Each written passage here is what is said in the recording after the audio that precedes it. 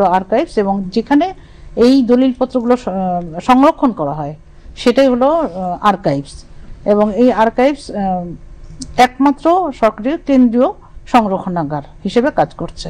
বঙ্গবন্ধু স্বাধীনতার পরেই আমাদের 1972 সালে এটা নির্দেশনা প্রদান করেন এবং তখন এই আর্কাইভস ও গ্রন্থাগার অধিদপ্তর প্রতিষ্ঠিত হয় 1972 সালে এবং এরপরে 85 সালে গ্রন্থাগার ভবনটা তৈরি হয় এবং 2001 সালে বর্তমান মাননীয় প্রধানমন্ত্রী শেখ হাসিনা আর্কাইভস ভবনের ভিত্তিপ্রস্তর স্থাপন করেন এবং এটা কার্যকর শুরু করে হলো 2006 সাল থেকে। এভাবে আমরা কাজ করছি এবং এখানে জাতীয় যে আমাদের যে ঐতিহ্য এবং ঐতিহ্য ধারণ করতে হলে আর্কাইভসকে অবশ্যই সংরক্ষণ একটা আধুনিক সংরক্ষণাগারে তৈরি। অংশীজনদের পক্ষ থেকে যিনি প্রতিনিধিত্ব করবেন আজকে আলোচনায়, আমি তাকে একটি প্রশ্ন করতে চাই। যিনি general secretary Bangladesh archives and record management society, যে তিনি বর্তমান আর্কাইভস থেকে কি ধরনের সেবা পাচ্ছেন এবং কি ধরনের সেবা আপনি আশা করছেন যে ভবিষ্যতে আর্কাইভস অংশীজনদেরকে যথাযথভাবে সেবা প্রদান করতে পারবে। 1972 সনে বাংলাদেশ স্বাধীনতার পরপর জাতির জনক বঙ্গবন্ধুর নির্দেশনায় এটি স্থাপিত হয় এবং এই 52 বছরে এটি বর্তমান অবস্থানে উপনীত হয়েছে। এখন এটি যে অবস্থায় আছে আমি মনে করি এর ভবন এবং যে লোকবল আছে এতে এটা মোটামুটি সেবা দিতে সমর্থ। কিন্তু আর্কাইভসের যে জাতীয় গুরুত্ব রয়েছে, যেটা মাননীয় ডিজি মহোদয় উল্লেখ করেছেন, যে সরকারের এবং দেশের প্রশাসনিক, আর্থিক এবং অন্যান্য যে সকল ডকুমেন্ট আর্কাইভসে রয়েছে এর গুরুত্ব পরিসীম এবং এটি গবেষকদের জন্য একটি বিশাল আকর, একটি রিপোজিটরি। সো গবেষকরা যেন এটা সঠিকভাবে ব্যবহার করতে পারে, অ্যাক্সেস পায়, একই সঙ্গে মূল্যবান দলিলপত্র যেন সংরক্ষিত থাকে, ক্ষতিগ্রস্ত না হয়, এর ব্যবস্থা থাকতে হবে। এখনো যে সকল মূল্যবান দলিলপত্রাদি তাদের কাছে আসেনি, যেটা আইনগত ক্ষমতা বলে তারা আনতে পারেন, 25 বছর হয়ে গেছে এমন সরকারি, 30 বছর হয়ে গেছে এমন বেসরকারি দলিলাদি নিয়ে আসতে পারে এবং কি তাদের কাছে আছে এটি যেন বেশি করে প্রচারের ব্যবস্থা করেন টু দ্য পিপল, যারা এটা ব্যবহার করতে পারবেন। তাহলে কিন্তু আর্কাইভসের যে গুরুত্ব এটা সমাজে আরো বেশি প্রতিভাত হবে এবং যারা আমরা স্টেক হোল্ডার যারা আছে আর্কাইভসের তারা আরো উপকৃত হবে। মোহাম্মদ আব্দুর রশিদ, যিনি পরিচালক আর্কাইভস হিসাবে কর্মরত আছেন, ন্যাশনাল লাইব্রেরিতে যে সমস্ত তথ্য ভান্ডার থাকে, যেমন বই পুস্তক হতে পারে যে যার একটা আর্কাইভাল ভ্যালু আছে, সকল বইয়ের হয়তো আর্কাইভাল ভ্যালু নেই কিন্তু অনেক বইয়েরই তো আর্কাইভাল ভ্যালু আছে, তো সেইগুলাকে আলটিমেটলি আর্কাইভে সংরক্ষণ করার যে বিষয়টা সেটা আইনের ভিতরে যুক্ত করা যায় কিনা বা বর্তমান আর্কাইভস আইনে সেটা আছে কিনা, আর সমন্বিত আইনের ক্ষেত্রে আপনাদের পদক্ষেপ আপনারা কি গ্রহণ করেছেন সেই বিষয়ে একটু আপনি আলোকপাত করবেন। গ্রন্থাগার অধিদপ্তর প্রতিষ্ঠা হওয়ার পর থেকে 1972 সালে প্রতিষ্ঠা হয়েছে, তারপরে আমাদের একটি অর্ডিন্যান্স ছিল, ন্যাশনাল আর্কাইভস অর্ডিন্যান্স 1983, এইটা অনুযায়ী পরিচালিত হতো। পরবর্তীতে ন্যাশনাল আর্কাইভস অ্যাক্ট 2021 এটা করা হয়েছে, সে অনুযায়ী আর্কাইভসটা চলছে, বাট ন্যাশনাল লাইব্রেরির কোনো আইন নেই। এটা মিনিস্ট্রি আমাদের নির্দেশ দিয়েছেন যে দুইটাকে একসাথে করে একত্রিতভাবে বা সমন্বিতভাবে একটা আইন করতে হবে। তা আমরা এখন আর্কাইভস ও গ্রন্থাগার, ন্যাশনাল লাইব্রেরি মিলে আমরা একটা সমন্বিত আইনের খসড়া মিনিস্ট্রিতে অনুমোদনের জন্য জমা দিয়েছি। এটা প্রক্রিয়াধীন আছে। এটা হলে দুইটা, কেননা অধিদপ্তরের অধীনে দুইটা লাইব্রেরি এবং আর্কাইভস দুইটাই আছে, নাহলে খণ্ডিত অংশ দিয়ে লাইব্রেরির যে আইন কানুন এটা পরিচালনা করা কঠিন হবে, যার কারণে সমন্বিত আইনের আমরা প্রক্রিয়াধীন আছি। আর আর্কাইভাল ভ্যালু যদি আছে এমন যদি আমাদের লাইব্রেরি লতে না থাকে, তাহলে আমরা কেউ কোনো এটা যদি ভায়োলেট করে তাহলে আমরা এটা ব্যবস্থা নিতে পারবো না। প্রতিকারমূলক ব্যবস্থা নেওয়ার জন্য অবশ্যই আমাদের লাইব্রেরি এর সাথে সংযুক্ত করা দরকার। আর যদি এখানে আমরা যে খসড়া দিয়েছি, যারা আইনের প্রবক্তা আছেন, আইনি করেন, সেখানে যদি কোনো ভুল ত্রুটি থেকে থাকে তারা আবার আমাদের কাছে ফেরত দিলে সংশোধিত আকারে আবার আমরা এটাকে সমন্বিত আইন হিসাবে প্রকাশ করব, পূর্ণাঙ্গ আইন হিসাবে করলে আমাদের আর্কাইভস ও গ্রন্থাগার দুইটাই সঠিকভাবে পরিচালিত হবে বলে আমি মনে করি। তাহমিনা আক্তার, আমি তার কাছে জানতে চাচ্ছি যে আমরা যে নতুন আইন প্রবর্তন করেছিলাম তার অব্যবহিত পরেই আবার একটা সমন্বিত আইনের প্রয়োজন হলো।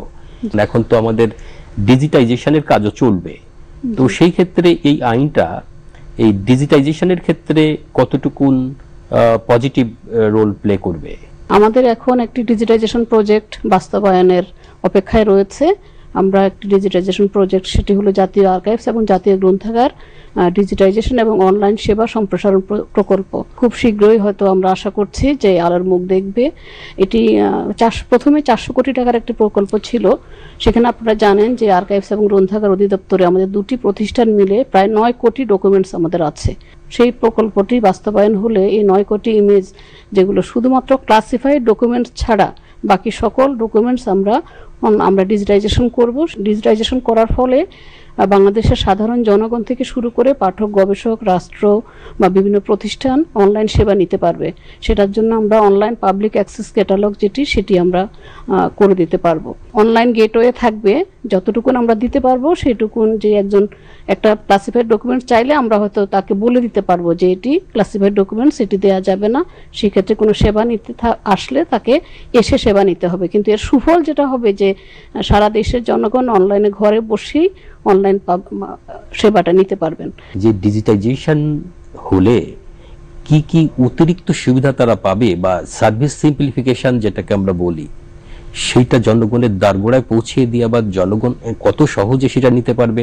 এবং এখন যে ম্যানুয়ালি যে সেবাটা তারা গ্রহণ করে সেই তুলনায় তাদের ভিজিটিং যে টাইমটা তাদের ব্যয় হচ্ছে, তারা এখানে ভিজিট করছে, তারপরে তাদের যে অর্থ তারা ব্যয় করে এখানে আসছে, তাদের সময়, তাদের শ্রম, এই সবগুলাকে কিভাবে মিনিমাইজ করে সেবাটা তাদের দ্বার গোড়ায় পৌঁছে দেওয়া যাবে সেই সংক্রান্ত বিষয়ে আপনি একটু বলবেন। আমাদের এই ডিজিটাইজেশন প্রজেক্টটা যদি বাস্তবায়িত হয়, আমাদের 9 কোটি ডকুমেন্ট শুনলেন যে আমাদের অধিদপ্তরের এখন ইমেজ হিসেবে আমরা কাউন্ট করছি। তো এগুলি যদি সব স্ক্যান আকারে থাকে, সারা বিশ্বের যে কোনো প্রান্ত থেকে যদি একটা আবেদন করে যে তার এই কয়টা পেজ দরকার, তাহলে আমরা এই আবেদন প্রাপ্তির উইদিন 1 days এই সেবাটা আমরা দিতে পারবো, আমি আশা করি।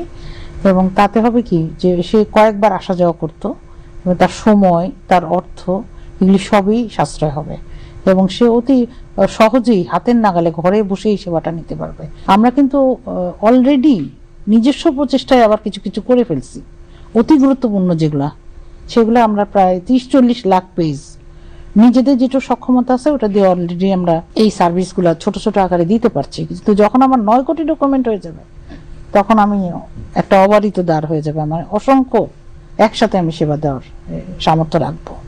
এটা আসলে খুব প্রয়োজন এই মুহূর্তের জন্য আমি মনে করি। ফোর্থ টায়ারের যে সময়টা, এই সময়ে অংশীজন কি ধরনের আর্কাইভস আশা করে? তো এখন আমাদের ই নথি আছে, ডি নথি আছে, এইগুলা থেকে তো জেনারেট হচ্ছে বিভিন্ন ধরনের ডিজিটাল নথি। সোসাইটি বা সেই অ্যাসোসিয়েশনের থেকে আপনারা কি ধরনের ভূমিকা গ্রহণ করতে পারেন? Bangladesh archives and record management society গত দিনগুলিতে যেটা করেছে, যারা বিভিন্ন ধরনের অংশীজন যারা রয়েছে তাদের সঙ্গে যোগাযোগ করার চেষ্টা করেছে, প্রশিক্ষণের ব্যবস্থা করেছে এবং মোটিভেট করা, যেটা যে সকল জায়গায় ডকুমেন্ট তৈরি হচ্ছে, যে সকল জায়গায় আর্কাইভাল ডকুমেন্ট তৈরি হচ্ছে, তারা যেন সহযোগিতা করেন আর্কাইভসকে, সে চেষ্টা করেছে। আর্কাইভ আইনের অনুযায়ী কিন্তু এটা 25 বছর পরে আর্কাইভসে আসার কথা। এটা ন্যাশনাল আর্কাইভসের দায়িত্ব হয়ে যাবে এটা, যে যারা বিশেষ যেখানে ডকুমেন্টগুলো তৈরি হচ্ছে, মিনিস্ট্রিগুলি তাদেরকে উদ্বুদ্ধ করা, বিভাগগুলিকে উদ্বুদ্ধ করা, তাদের ডকুমেন্টগুলো তারা যেন সংরক্ষণ করেন সঠিকভাবে এবং যখন সময় হবে সেটা যেন আর্কাইভসে তারা জমা দেন। আপনি যেটা উল্লেখ করেছেন এটা প্রযুক্তিগতভাবে সম্ভব। ক্লাসিফিকেশনগুলো কিন্তু একই সঙ্গে করে ফেলা জরুরি। যদি ক্লাসিফিকেশনটা হয়ে যায় এবং যে নথি পারপেচুয়াল এবং তার মিনিস্ট্রি পর্যায়ে অথবা ডিভিশন পর্যায়ে অথবা যারা তৈরি করেন রেকর্ড, তাদের পর্যায়ে কাজটা শেষ হয়ে যায়, তারা হয়তো ট্রান্সফার করতে পারবেন যদি আর্কাইভস আইনে ওইটা বিধান থাকে। আর্কাইভসকে অবশ্যই অনলাইনে চলে আসতে হবে, যে অংশীজনরা যখন তারা সেবা চাইবেন অনলাইনে যেন তারা সেবাটা পেতে পারেন। আমরা জানি যে আর্কাইভসের বিশেষ করে যখন সরকারি নথি, মিনিস্ট্রির নথিগুলো যখন আর্কাইভস আসা শুরু হলো, বিশেষ করে ক্যাবিনেট ডিভিশনের নথিগুলি, আমরা চমৎকার সব নথি পেয়ে গেছি। সরকার অনুমোদন নিয়ে আমরা ব্যক্তির তথ্য বা ব্যক্তির ডকুমেন্ট আমরা রেকর্ড আনতে পারি, এটা আইনে উল্লেখ আছে। তাহলে অবশ্যই যেটা ব্যক্তির যেগুলা নষ্ট হয়ে যাচ্ছে, উনি হয়তো সংরক্ষণ করছেন, কিছুদিন পর উনি হয়তো মারা গেলেন, তার পরবর্তী প্রজন্মে এগুলো সংরক্ষণ করছেন না। এগুলো জাতির জন্য, আমাদের দেশের জন্য, রাষ্ট্রের জন্য, জনগণের জন্য এগুলো খুবই উপকারী। এইবার বহুদিন ধরে কাজ করে এসছেন আর্কাইভসের উপপরিচালক,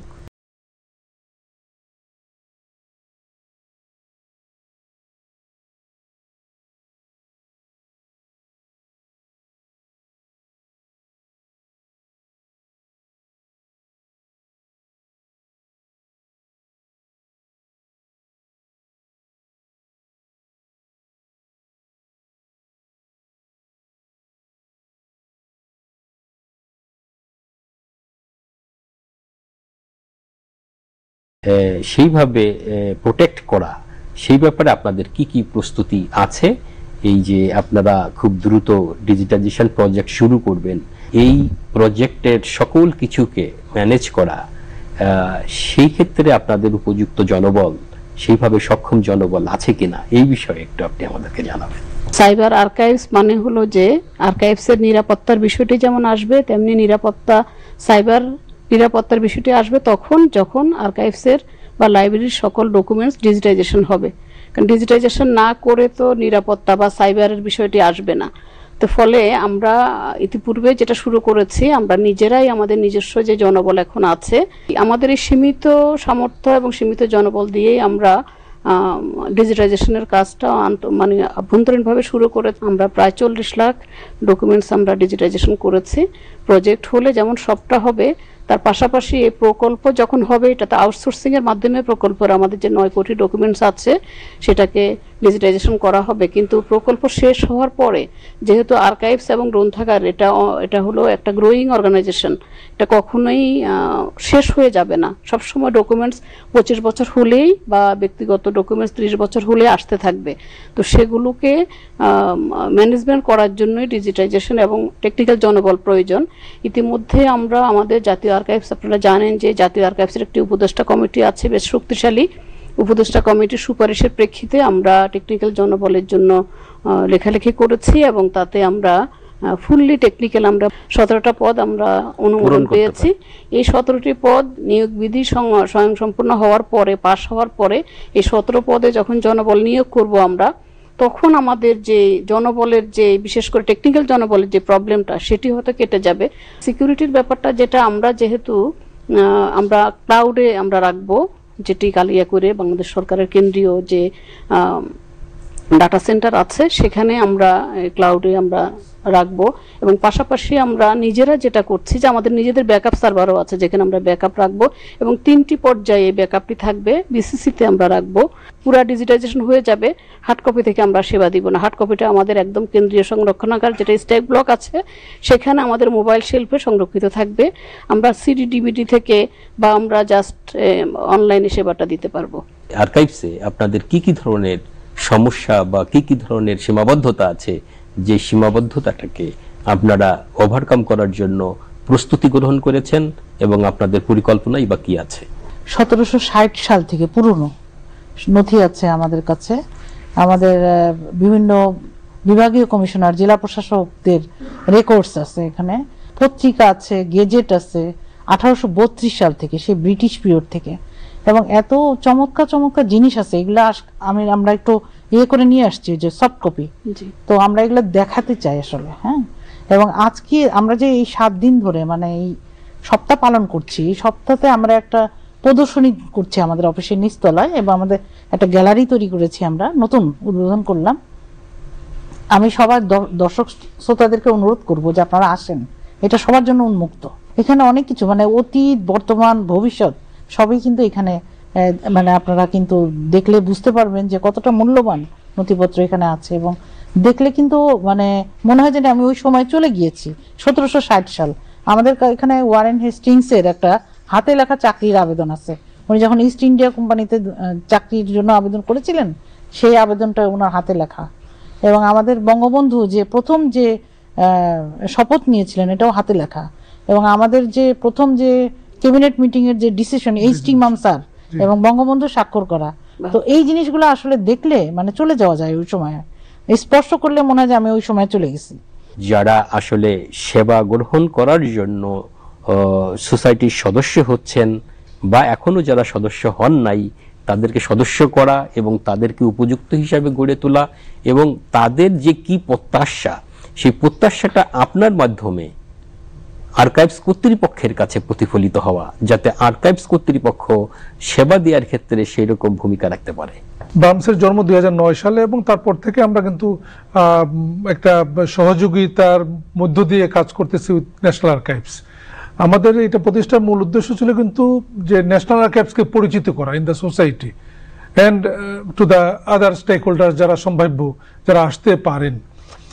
এই উদ্দেশ্যে কিন্তু আমরা অনেকগুলো প্রশিক্ষণ প্রোগ্রাম একসময় চালিয়েছি ন্যাশনাল আর্কাইভসে, যেখানে সরকারি লোকজন এসেছে, বেসরকারি লোকজন এসেছে, এনজিওর লোকজন এসেছে। ঢাকা শহরে অবস্থিত অনেক বেসরকারি প্রতিষ্ঠানের লোকজন প্রশিক্ষণ নিয়ে গেছে আর্কাইভসে। বাংলাদেশের মুক্তিযুদ্ধের ইতিহাস সংকলন করা হয়, তখন মুক্তিযুদ্ধের প্রচুর দলিলপত্র সংগ্রহ করা হয়েছিল, যার বেশিরভাগ নষ্ট হয়ে গেছে 1988 বন্যার সময়ে। ব্যক্তিগত পর্যায়ে প্রচুর ডকুমেন্ট এখনো আছে। ন্যাশনাল আর্কাইভস কিন্তু একটা আহ্বান জানাতে পারে, অন্তত মুক্তিযুদ্ধ বিষয়ক দলিলপত্র যার কাছে যা আছে এটা যেন তারা ন্যাশনাল আর্কাইভসে জমা দেয়, ন্যাশনাল আর্কাইভ যথাযথভাবে রিসিপ্ট দিবে এবং সেটা ন্যাশনাল আর্কাইভসে রক্ষিত থাকবে।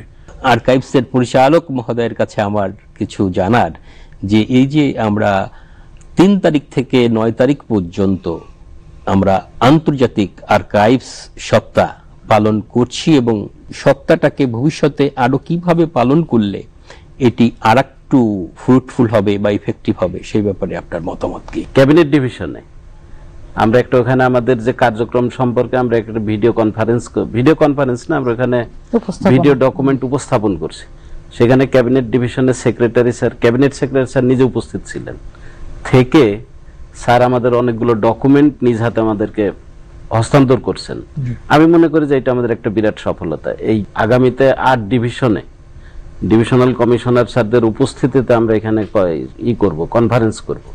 এটা হচ্ছে ক্যাবিনেট ডিভিশনের সেক্রেটারি স্যারের পরামর্শ, নির্দেশনা।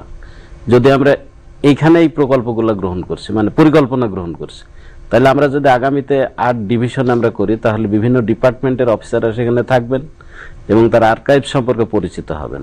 বর্তমান আর্কাইভসের যে সমস্ত রেকর্ডপত্র আছে, যেটাকে আমরা ম্যানুয়ালি সংরক্ষণ করছি, তো ম্যানুয়ালি সংরক্ষণ করার ক্ষেত্রে আমাদের অনেক বিষয়ে খেয়াল রাখতে হয়, যেমন হিউমিডিটি কন্ট্রোল করতে হয়, টেম্পারেচার কন্ট্রোল করতে হয়, লাইট কন্ট্রোল করতে হয়। তো এইরকম optimum temperature, optimum light, optimum humidity, এইটাকে কি এনশিওর করা যাচ্ছে? আর্কাইভস ভবনটা যখন মাননীয় প্রধানমন্ত্রী 2001 সালে ভিত্তিপ্রস্তর স্থাপন করেছিলেন, তখন আর্কাইভস ভবনটা ছিল যে প্রশাসনিক এরিয়াটা 5 তলা হবে এবং স্ট্যাক ব্লকটা হবে 13 তলা। সরকারের সম্ভবত বাজেট স্বল্পতার কারণে 3টা ফেজে করতে হবে। তো ফার্স্ট ফেজ ছিল যেটা 2001 থেকে 2006 পর্যন্ত, সেকেন্ড ফেজ ছিল 2006 থেকে 12 পর্যন্ত। তো 2001 থেকে 6 পর্যন্ত হয়েছে, প্রথম হলো যে 3 তলা পর্যন্ত হয়েছিল, সেকেন্ড ফেজে 5 তলা এবং স্ট্যাক ব্লকে 6 তলা হয়েছে, এবং থার্ড ফেজ যেটা 13 তলা পর্যন্ত হওয়ার কথা সেটি এখনো হয়নি। আমরা আশা করছি আমরা জাতীয় আর্কাইভস ভবন 3য় পর্যায়ের যে প্রকল্প সেটি নিয়ে আমরা কাজ করছি, এবং সেটি যদি আমাদের মাননীয় প্রতিমন্ত্রী মহোদয় খুবই আগ্রহী, উনি 2বার এসেছেন ইতিমধ্যে, আমাদের আর্কাইভস ভবন ভিজিট করেছেন, এবং তিনি খুব চাচ্ছেন যে 3য় পর্যায় ভবনটি কমপ্লিট হোক, এবং হলে আমাদের যে সমস্ত ডেফিসিয়েন্সিগুলো আছে সেগুলো হয়তো ফুলফিল হয়ে যাবে।